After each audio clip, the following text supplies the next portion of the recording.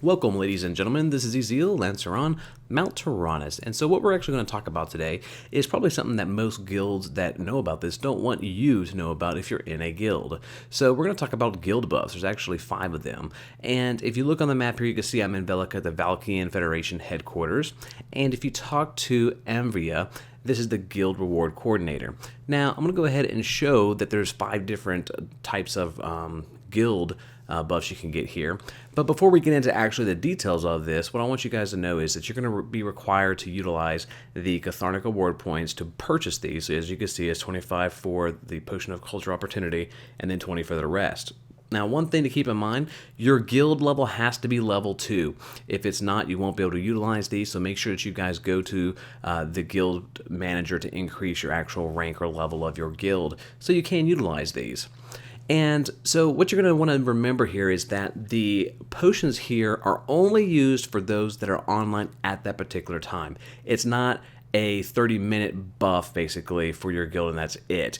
It's 30 minutes of playtime for all the characters on the guild that are online. So if player A is on for 5 minutes, logs off, comes back online the next day, they'll still have 25 minutes of that buff. Anybody else, let's say they stay online for 30 minutes, and then after that, it's completely over. So it's all gameplay time. Now, this is pretty cool if you're going to be doing dungeons or you're doing GVGs. This is definitely something that'll help boost your power just a little bit and maybe make things just a little bit easier for you.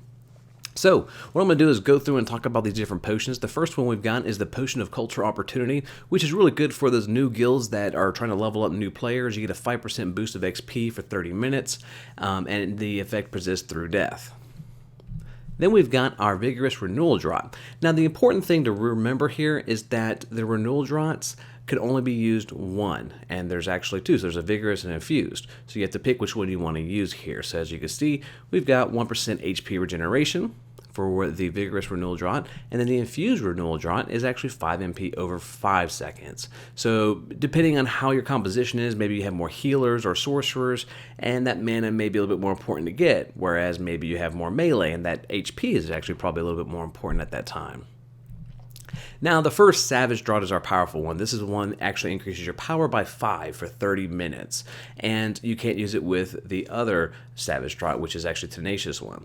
So this actually increases your power by 5, and the Tenacious actually increases your endurance by 13 for 30 minutes. So you can only choose which one of these you want to use. My personal opinion is I think that the 13 is maybe a little bit better, especially if you have more Lancers and stuff where their endurance is not as high, since this is a flat rate. So, or maybe you want to go for more power and just cream whoever and use the Savage Draught for that. So remember, make sure that you guys are level 2 guild. Make sure you have the Cathartic Award points you need in order to utilize those.